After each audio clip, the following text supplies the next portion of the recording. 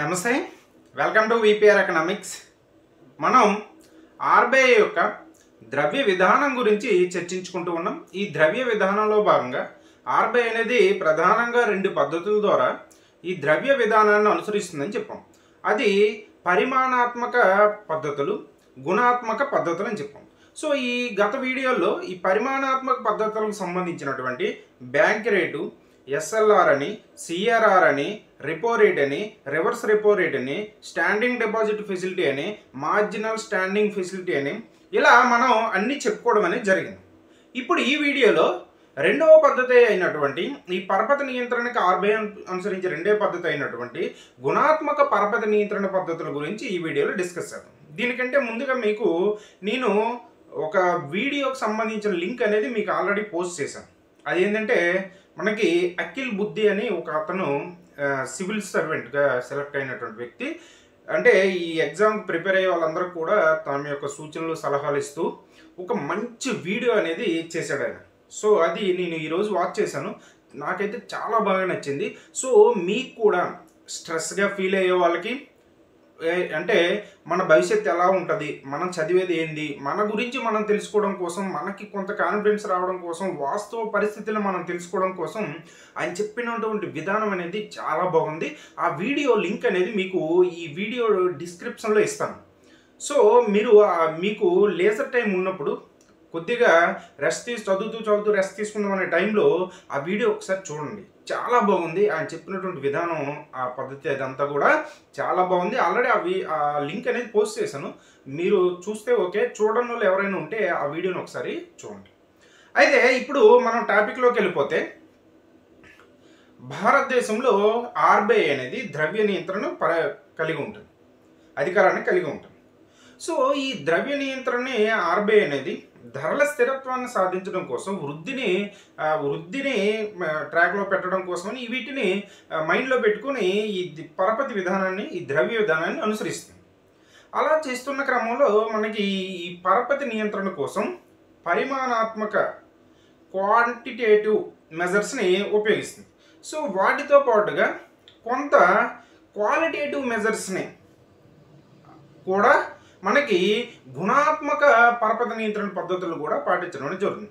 ఈ గుణాత్మక పరపతి నియంత్రణ పద్ధతులు అనేవి ఎందుకోసం ఉపయోగపడతాయంటే, ఇప్పుడు పరిమాణాత్మక పరపతి నియంత్రణలో ఆర్బీఐ ఏం చేస్తుంది, పరపతి యొక్క పరిమాణాన్ని తగ్గించడం, పెంచడం చేస్తుంది. సో అక్కడ వరకే చేస్తుంది. అయితే బ్యాంకులు ఇచ్చేటటువంటి ఈ పరపతి అనేది సరైన మార్గంలో ఇస్తున్నాయా లేదా, అవసరమైన వ్యక్తులకి, అవసరమైన రంగాలకి ఈ పరపతి అనేది చేరుతుందా లేదా అనేది తెలీదు.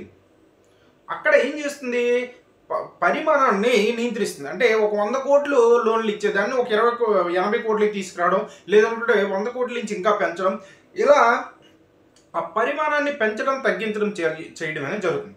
అంతేగాని ఈ బ్యాంకులు ఇచ్చేటటువంటి ఈ రుణాలు అనేవి, ఈ పరపతి అనేది సక్రమైన పద్ధతుల్లో వెళ్తుందా లేదా, అవసరమైన వారికి అందుతుందా లేదా, దేశ అభివృద్ధికి ఉపయోగపడే విధంగా వాటిని ఉపయోగిస్తున్నారా లేదా అనేది అక్కడ డిసైడ్ అవ్వదు. ఇక్కడ అందుకోసమనే మనకి ఈ పరిమాణాత్మక పరపతి నియంత్రణ పద్ధతులతో పాటుగా గుణాత్మక పరపతి నియంత్రణ పద్ధతుల్ని తీసుకురావడం అనేది జరిగింది.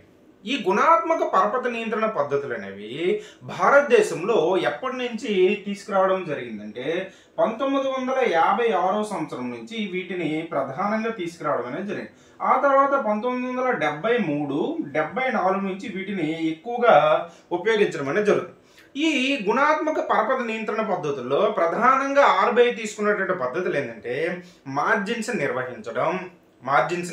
పెంచడం, తగ్గించడం కానీ, పరపతి రేషనింగు, అదేవిధంగా వినియోగదారులకు ఇచ్చేటటువంటి పరపతిని నియంత్రించడం, నైతిక ఉద్బోధ, ప్రత్యక్ష చర్యలు అనేటటువంటి కార్యక్రమాల ద్వారా ఈ గుణాత్మక పరపతి నియంత్రణ పద్ధతుల్ని ఆర్బీఐ అనేది పాటించడం అనేది జరుగుతుంది. అలా ఈ గుణాత్మక పరపతి నియంత్రణలో ప్రధానంగా మనం చెప్పుకున్నటువంటి అంశం ఏంటంటే మార్జిన్స్ నిర్వహణ. అసలు మార్జిన్స్ అంటే ఏంటంటే, బ్యాంకులు అనేవి రుణాలు ఇవ్వడానికి హామీని తీసుకుంటాయి. సో బ్యాంకులు తీసుకునేటటువంటి ఈ హామీ యొక్క విలువకి బ్యాంకులు ఇచ్చేటటువంటి రుణాలకి లోన్కి మధ్య ఉన్నటువంటి తేడానే మార్జిన్గా చెప్పడం అనేది జరుగుతుంది. బ్యాంకులు తీసుకునే హామీ యొక్క విలువకి బ్యాంకులు ఇచ్చేటటువంటి రుణాల యొక్క విలువకి మధ్య ఉన్నటువంటి తేడానే మార్జిన్స్గా చెప్పడం అనేది జరుగుతుంది.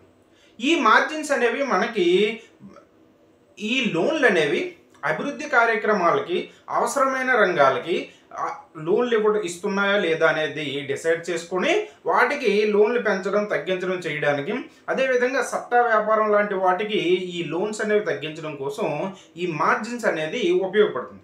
ఇప్పుడు ఎగ్జాంపుల్కి నువ్వు బ్యాంక్ అనేది ఉంది.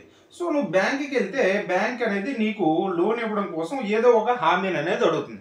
ఎగ్జాంపుల్కి నువ్వు గోల్డ్ అనేది ఇచ్చావు. గోల్డ్ అనేది ఎంత, ఒక 100 గ్రాములు గోల్డ్ అనేది నువ్వు బ్యాంక్కి ఇచ్చావు. ఈ 100 గ్రాముల గోల్డ్ యొక్క విలువ ఎంత, 1 లక్ష అనుకుంది, 1 లక్ష రూపాయలు అనుకుంది. సో బ్యాంక్ అనేది నీకు ఈ గోల్డ్ తీసుకొని, నువ్వు ఎక్స్ అనేటటువంటి ఈ వ్యక్తి ఈ గోల్డ్ తీసి 100 గ్రాముల గోల్డ్ అనేది బ్యాంక్కి ఇచ్చాడు. బ్యాంక్ అనేది వీడికి ఈ 100 గ్రాముల గోల్డ్ యొక్క ధర ఎంత, 1 లక్ష రూపాయలు. అయితే బ్యాంక్ అనేది ఈ 1 లక్ష రూపాయలు విలువైనటువంటి లోను ఈ ఎక్స్ అనేవాడికి ఇవ్వదు. ఈ ఎక్స్ అనేవాడికి 1 లక్ష రూపాయలు విలువైనటువంటి లోన్ ఇవ్వదు. ఎంత ఇస్తుంది, ఎగ్జాంపుల్కి ఒక 80,000 ఇచ్చింది అనుకో, 80,000 ఇస్తుంది. సో ఈ అసలు విలువకి వీడు హామీగా పెట్టినటువంటి ఈ బంగారం యొక్క ధర ఎంత, 1 లక్ష రూపాయలు. వీడు లోన్ ఇచ్చింది ఎంత, 80,000. ఈ రెండింటి మధ్య తేడా ఎంత, 20,000. ఈ 20,000 మనం ఏమంటామంటే మార్జిన్స్ అని చెప్పడం అనేది జరుగుతుంది. మార్జిన్స్ అని చెప్పడం అనేది జరుగుతుంది. ఇప్పుడు ఏం చేస్తుందంటే ఈ మార్జిన్స్ని ఆర్బీఐ ఏ విధంగా ఉపయోగిస్తుందంటే, ఈ రుణాలు ఇచ్చేటటువంటి బ్యాంకులు రుణాలు ఇచ్చేటప్పుడు కొన్ని అంచనా వ్యాపారం లేదంటే మనకి సంఘ వ్యతిరేక కార్యక్రమాలు చేసేదానికి, ఈ గంజాయి డ్రగ్స్ ఇటువంటి వ్యాపారాలు కావచ్చు, లేకపోతే వేరే పనికిమాల వ్యాపారాలు చేసేదానికి రుణాలు ఇవ్వడం తగ్గించడం కోసం కూడా దీన్ని ఉపయోగిస్తుంది. అలాగే ద్రవ్యోల్బణ పరిస్థితులని కంట్రోల్ చేయడం కోసం కూడా ఉపయోగిస్తుంది. ఎలా అంటే ఇప్పుడు ఎగ్జాంపుల్కి ఇక్కడ మార్జిన్స్ అంతా 20,000ని మార్జిన్స్గా నిర్ణయించింది. సో ఇప్పుడు ద్రవ్యోల్బణ పరిస్థితులు ఉన్నాయనుకున్నాం. సో అప్పుడు ఈ ఎక్స్ అనేవాడు ఇదే గోల్డ్ని 100 గ్రాములు తీసుకొని వెళ్ళి వీడు ఇది 1 లక్ష రూపాయల విలువైనటువంటి ఈ గోల్డ్ అనేది తీసుకొని వెళ్ళి వీడు బ్యాంకుకి వెళ్ళి లోన్ అడిగాడు అనుకోండి. అప్పుడు మనకి ఏం చేయాలి, ఆర్బీఐ అనేది బ్యాంక్ ఇచ్చేటువంటి లోన్ని తగ్గించాలి. ఇక్కడ ఎంత ఇచ్చాడు, 80,000 ఇచ్చాడు. ఈ 80,000 నుంచి ఇంకా తగ్గించాలి. ఎందుకు, ద్రవ్యోల్బణ పరిస్థితులు ఉన్నాయి కదా. అప్పుడు ఏం చేస్తుందంటే ఈ మార్జిన్స్ని పెంచుతుంది. ఇక్కడ 20,000 అంటే ఎంత, మనకి 20% అనేది మార్జిన్స్గా పెట్టారు. సో ఇక్కడ 30% చేసాడు అనుకో మార్జిన్స్ ఆర్బీఐ అనేది 30% చేసింది అనుకో, అప్పుడు ఈడు ఎంత, 1 లక్ష రూపాయల్లో 30,000 ఉంచుకొని 70,000 మాత్రమే 70,000 మాత్రమే ఈ రుణాలు ఇవ్వడానికి అవుతుంది. సో ఇక్కడ ఏమవుతుంది, ఇచ్చేటువంటి లోన్ పరిమాణం తగ్గిపోతుంది కదా. ఇక్కడ 80,000 ఇచ్చాడు, ఇక్కడ 70,000 ఇచ్చాడు. మార్జిన్స్ అనేది 20% నుంచి 30% పెంచేటప్పటికి మార్జిన్స్ అనేవి ఇక్కడ ఇచ్చేటువంటి లోన్లు తగ్గిపోయి దాంతో ద్రవ్య సప్లై కూడా తగ్గుతుంది. సో లేదు, ఆర్థిక మంచి పరిస్థితులు ఉన్నాయనుకో, సో ఈ మార్జిన్స్ 30% నుంచి 20% తగ్గిస్తాడు. ఎందుకు, ద్రవ్య సప్లై అనేది పెరగదు కాబట్టి. ఇలా ఈ మార్జిన్స్ అనేవి ఆర్బీఐ తమ యొక్క గుణాత్మక పరపతి నియంత్రణ పద్ధతుల్లో మార్జిన్స్ని ఈ విధంగా ఉపయోగించడం అనేది జరుగుతుంది. అదేవిధంగా రెండో అంశం ఏంటంటే పరపతి రేషనింగ్.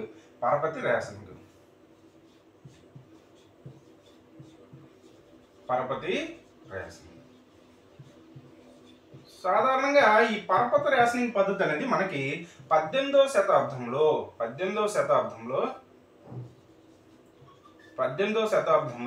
మనకి బ్యాంక్ ఆఫ్ ఇంగ్లాండ్ దీన్ని ఉపయోగించినట్టుగా తెలుస్తుంది. బ్యాంక్ ఆఫ్ ఇంగ్లాండ్ ఈ బ్యాంక్ ఆఫ్ ఇంగ్లాండ్ అనేది దీన్ని ఉపయోగించినట్టు తెలుస్తుంది. మనకి రెండవ ప్రపంచ యుద్ధం జరిగిన తర్వాత అనేక దేశాల్లో ఈ అనేక రకాలుగా నష్టాలు అనేవి యుద్ధం వల్ల సంభవించాయి. సో ఆ దేశాల్లో ఈ కేంద్ర బ్యాంకులు అనేవి ఈ పరపతి రేషనింగ్ని ఉపయోగించాల్సి వచ్చింది. ఎందుకు, ఏవైతే ఎక్కువగా దెబ్బతిన్నాయో వాటికి రుణాలు అనేవి ఎక్కువగా ఇచ్చి వాటిని పుంజుకునేలా చేయాలి. అందుకోసం అదేవిధంగా ప్రణాళికలు కూడా ఎక్కువగా ప్రణాళికాబద్ధమైనటువంటి ఆర్థిక వ్యవస్థలు కూడా ఫాలో అవడం వల్ల ఈ పరపతి రేషనింగ్ అనేది బాగా పాపులర్ అనేది అయ్యింది. బాగా పాపులర్ అనేది అయింది. ఈ పరపతి రేషనింగ్ ద్వారా మనకి ఏ రంగాలకి ఎంత పరిమాణంలో లోన్లు ఇవ్వాలి, ఏ ఉత్పత్తికి లోన్లు ఇవ్వాలి, అదేవిధంగా బాగా వెనుకబడిన వర్గాలకి, అట్టడుగు వర్గాల వారికి ఏ పరిమాణంలో ఎంత సబ్సిడీలో రుణాలు ఇవ్వాలి, ఇటువంటివన్నీ కూడా ఈ పరపతి రేషనింగ్లో తీసుకురావడం అనేది జరిగింది. అలా భారతదేశంలో మనకి 1972 ఈ పరపతి రేషనింగ్లో భాగంగా డిఐఆర్ అనేది తీసుకురావడం అనేది జరిగింది, డిఫరెన్షియల్ ఇంట్రెస్ట్ రేట్.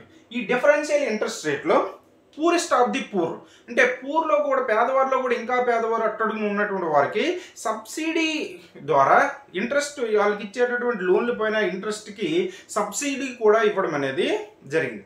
ఆ విధంగా బాగా వెనుకబడిన వర్గాలకి రుణాలు ఇవ్వడం కోసం, ఎస్సీ ఎస్టీలు కావచ్చు, లేదంటే బలహీన వర్గాలు, వీళ్ళందరూ కూడా సబ్సిడీ లోన్స్ ఇవ్వడం కోసమని డిఫరెన్షియల్ ఇంట్రెస్ట్ రేట్ని 1972లో తీసుకురావడం అనేది జరిగింది. ఆ తర్వాత దీన్ని, వీటిపైన ఇచ్చేటటువంటి వడ్డీని, సబ్సిడీ 2018లో రద్దు చేసేయడం అనేది జరిగింది. ఆ తర్వాత ఈ పరపతి రేషనింగ్లో భాగంగానే మనకి 1965లో క్రెడిట్ ఆథరైజేషన్ స్కీమ్ని తీసుకురావడం అనేది జరిగింది. Credit authorization scheme, credit authorized స్కీమ్ని తీసుకురావడం అనేది జరిగింది.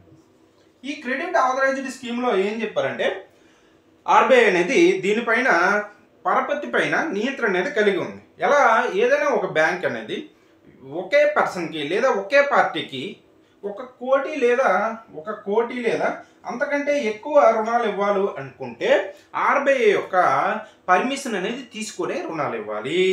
పర్మిషన్ అనేది తీసుకునే, అందుకోసమని 1969లో దీన్ని తీసుకురావడం జరిగింది. తర్వాత 1988 లేదా 89 ఒక బుక్లో ఒకలా ఉంది, దీన్ని కూడా రద్దు చేసేయడం అనేది జరిగింది. ఈ విధంగా పరపతి రేషనింగ్ పద్ధతుల ద్వారా ఆర్బీఐ అనేది గుణాత్మక పరపతి నియంత్రణని తీసుకురావడం అనేది జరుగుతుంది. నెక్స్ట్ది చూసుకున్నట్టుగైతే, ఈ గుణాత్మక పరపతి నియంత్రణలో పద్ధతుల్లో భాగంగా ఆర్బీఐ తీసుకునేటటువంటి మిగతా చర్యలు కూడా ఏమున్నాయంటే, వినియోగదారుల పరపతి నియంత్రణ, వినియోగదారుల